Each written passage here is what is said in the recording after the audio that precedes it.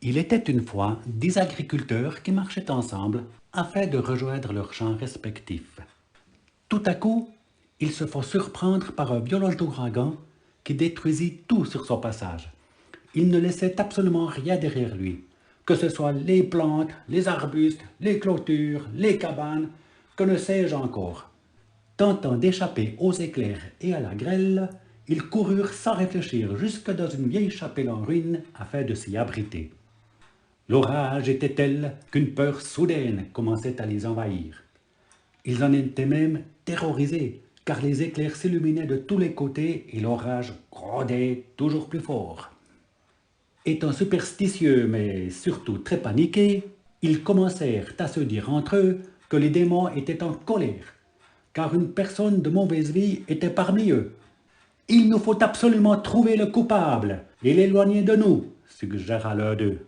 « Absolument !» acquiesça un autre. Et un troisième leur dit « Oui, mais il faudrait déjà savoir qui c'est. » Alors un quatrième répondit « J'ai une idée. Accrochons nos 10 chapeaux de paille derrière la porte, et le premier qui se fera emporter par le vent sera inévitablement le chapeau de cette mauvaise personne, remplie de péché, qui est parmi nous. » Un cinquième acquiesça et dit « Très juste. Il ne nous restera donc plus qu'à le jeter dehors.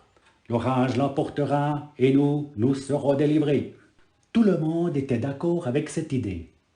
C'est alors qu'ils ouvrirent la porte avec crainte, accrochèrent les 10 chapeaux de paille derrière la porte et, bien sûr, immédiatement le vent a emporté un premier chapeau. Avec cruauté et indifférence totale, ils jetèrent dehors le propriétaire du chapeau sans vergogne. Une fois mis à la porte, le pauvre homme s'est recroquevillé par terre et s'est mis à ramper le plus loin possible afin d'échapper à cette tempête. Quelques instants plus tard, dans un coup de tonnerre fracassant, la foudre s'est abattue sur la chapelle en ruine et a tout consumé, y compris les 9 agriculteurs qui étaient restés à l'intérieur.